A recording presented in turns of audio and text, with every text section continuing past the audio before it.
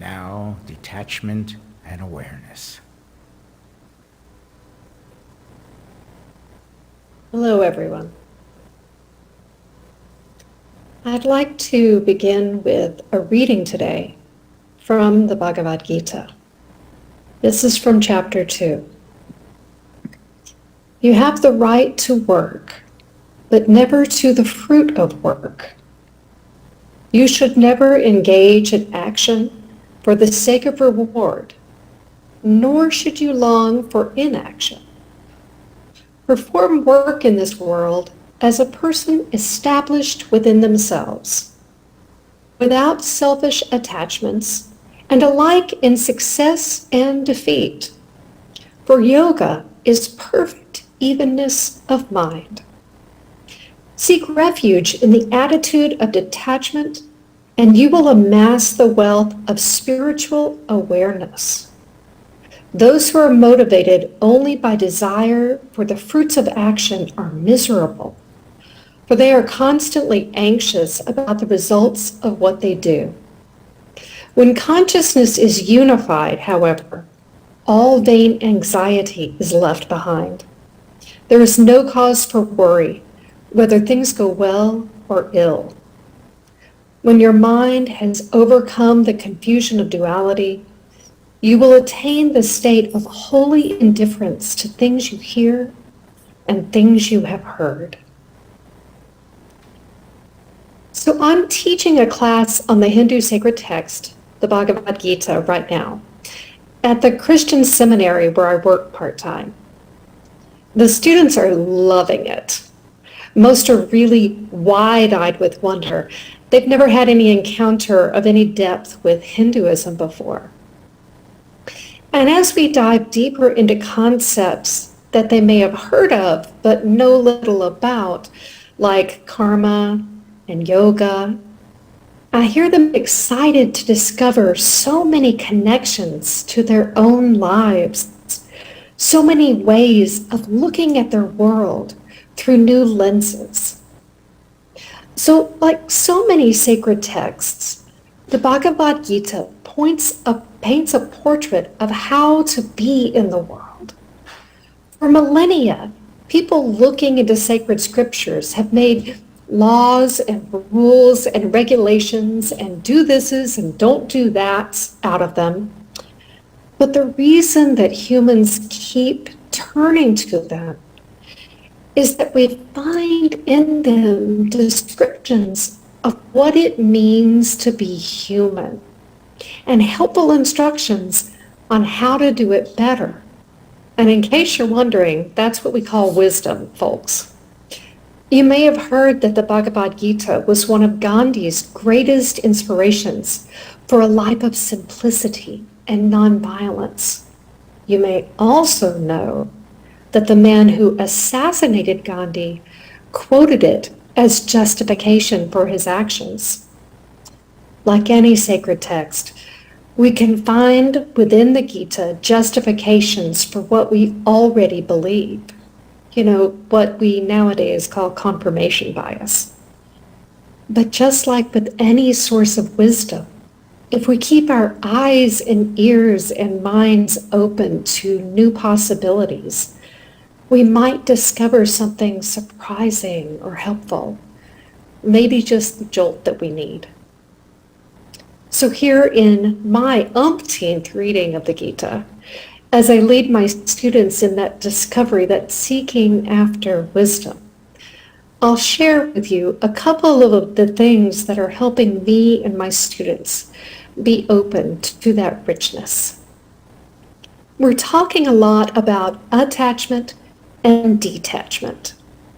According to the Bhagavad Gita, attachment is that way of being connected to people and things and ideas that begins in the ego. There's a lot of I want going on in attachment, and a lot of hurt and anger going on if we don't get what we want. Our reading said, perform work in this world without selfish attachments. And that word selfish is really getting to the heart of what the Gita means when it talks about attachment, that our attachments generally have this selfish component that's really just about our wants. I mean, we're attached, y'all.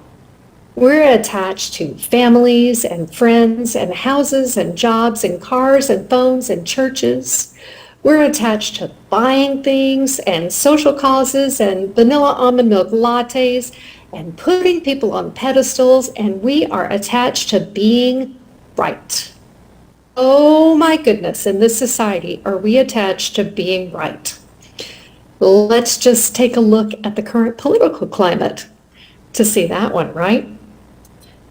We're attached to wanting things to be a certain way. We want family and friends to be well. We want stuff to function properly. We want society to be more equitable and just. And all of these things are good and helpful, right? So what's wrong with being attached to them? Well, according to the Gita, everything. The Gita tells us that it's not the object of our attachment that's the problem. It's the fact of attachment itself. If I tell you that I'm attached to lies and stealing and drugs, you're going to know that there's a problem. But if I tell you that I'm attached to coffee and books and the love of family and friends, that doesn't sound so bad, right? But when the attachments are coming from a place where it's just me wanting to get my way, right? Me wanting to feel good, then in the Gita's terms, it's all just attachment. Some may have less dangerous, more pleasurable outcomes, but it's still just attachment. And the problem with attachment is that it leaves us stuck in our ego, in bondage to our emotions.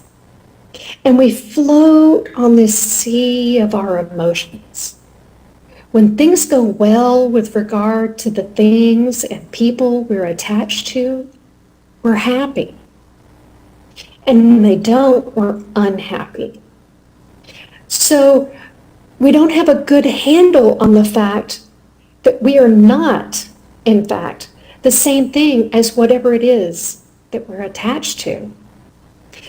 So if I'm grumpy because I didn't get my cup of coffee, or if I'm in despair because the person I love doesn't love me back, then the Gita tells me that I'm just forgetting the truth of who I am. And I've mistaken these emotions for the very core of my being. The Gita tells us that the antidote to attachment is detachment. Detachment can sound cold and unfeeling to Western ears, but that's not really what's meant. It doesn't mean not feeling anything. It means not getting all wrapped up in the feeling. It's like in meditation. You know how we're taught in meditation to let thoughts arise and then pass, not to hold on to those thoughts? Well, that's a form of detachment. And the Gita says we need to practice this out in the world as well as within that more limited space of meditation. We feel things, happy or sad or joyful or frustrated or whatever. But what we don't do is then clutch on to those feelings and try to make them last. The Gita explains that we practice detachment by acting rightly, but not expecting to be rewarded for those actions. It talks about the fruit of action, whatever the outcome is of our actions, and how in a state of detachment, we're not concerned with it because our ego's not involved. We do our part and recognize that we can't control the outcome. So let's take an example. I work in a transition house for people leaving prison. Those of us on staff, we are honored to serve these beautiful and broken people who are putting their lives back together. But let me tell you, folks, there can be drama. And too often, that drama looks like relapse back into addiction. So when one of our residents relapses, I've been teaching my staff that we may mourn the choices that this person has made, but we must honor the person's right to make those choices. We can't get caught up in thoughts of, if only we had done this, or if only we had seen that earlier. Our job is to support our residents in their good choices. And I tell the staff, we cannot make the choices for them. So because we care a lot about our residents, it's easy to get into that mode of attachment, where we can feel like a step backward on their part is a failure on our part. Or the other way around too, that a step forward on their part is a success on our part. But neither one is true. And it's not helpful for us to think that way. Their steps are their own. And if we get caught up in the idea of our success or failure with one person, we lose sight of the next person who's in front of us and needing our help now. Our job is to do our job of helping. It's the work of God and that person. What happens after that? Knowing that and putting it into practice, that's detachment. Now, how would we practice that detachment with the political situation in the U.S.? What about with people we don't like? What about with people we love? What about with ourselves? According to the Gita, the key to living with detachment is understanding desire. So in chapter 2, the Gita says, when you think about sense objects, attachment comes. Attachment breeds desire, the lust of possession that burns to anger. Anger clouds the judgment. You can no longer learn from past mistakes. Lost is the power to choose between what is wise and what is unwise. So in other words, when we get our ego wrapped up in something, we start wanting things to be a certain way. We don't just work for climate sustainability. We want our actions to be successful, and we become unhappy or angry if they don't work that way. We love this person and we want them to love us back and worry that they might not, or become unhappy if we think they don't. Heck, we want that vanilla almond milk latte and we're annoyed if we can't get it. So instead of having that feeling of wanting something, to a greater or lesser degree, we become wrapped up in that feeling. And if we stop and think about it deeply enough, we might see that our lives are this endless series of I want, I want, I want. So the Gita tells us that our attachments are what lead us to all this wanting, and that the wanting is endless. It's only going to create more wanting. Even if what I want is love or justice or compassion, as long as I'm wanting it in this clingy and attached way, I'm just going to be creating more wanting rather than creating more easeful love or justice or compassion. And I'm not going to be making good choices because I'm seeing through this fog of my wants. So I can't tell you the number of times I've been working with women in our transition house who get into what turn out to be bad relationships with guys who lie, steal, and abuse them. And when the relationships end, the women say, I should have seen it. It was going on the whole time. And many of these women have been in these kinds of relationships over and over again. But they keep seeing through this fog, right? Fog of want and need and low self-esteem. When their vision clears a little bit, they can be amazed or appalled at where that fog of want has led them. And then too many times, that fog creeps back in and the need takes over again. And they find themselves headed right back to where they started. So maybe you've been in a relationship like this, or some other situation like this, a mental or emotional space where you've been so caught up in something that wasn't good for you, that was causing chaos in your life, whether it was with family or a friend or a job, whatever. And then something causes you to step out of that fog and be able to see clearly. And you wonder how you could have gone so far without realizing what was going on, without admitting it to yourself. We get caught up in need. We become attached. We forget how to see clearly. And it doesn't have to be anything as dramatic as an abusive relationship either.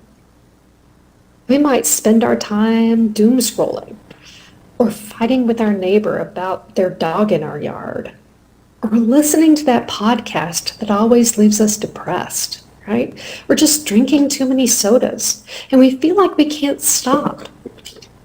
But the Gita tells us over and over that the basic problem is attachment, and that when we learn detachment, what we really learn is to see things for the way they are. We can learn to see without fog, without filter, without judgment. And that gives us this profound space of clarity within which to move in the world. The Gita says, those who are motivated only by the desire for the fruits of action are miserable. They're constantly anxious about the results of what they do. But when consciousness is unified, all vain anxiety is left behind. There's no cause for worry whether things go well or ill. So what the Gita is telling us here is that we're constantly concerned about how things are going to go. When we're like that, we're always walking around stressed. Ever feel like that in your life? But when we let go of attachment, let go of worrying about how things will go, and instead just focus on doing the right thing in the right way, the stress melts away. We accept the results, knowing that we have done as we need to do. And with this detachment, with this clarity to see, when we know that we have done what needs doing, we can continue to fight the battles that need to be fought, to work for causes that are not easily attainable, to love those who are difficult to love, and to show compassion to all, even to ourselves. With detachment and awareness, we center in ourselves rather than all that is going on around us, which actually allows us to be more present to what is going on around us, because we're not muddled by fog and fear. So let me end with one final quote from the Gita. Those who possess this wisdom have equal regard for all. They see the same self in a spiritual aspirant and an outcast, in an elephant, a cow, and a dog. Such people have mastered life. They are not elated by good fortune nor depressed by bad. With mind established in Brahman, they are free from delusion, not dependent on any external support. They realize the joy of spiritual awareness. Namaste and Amen.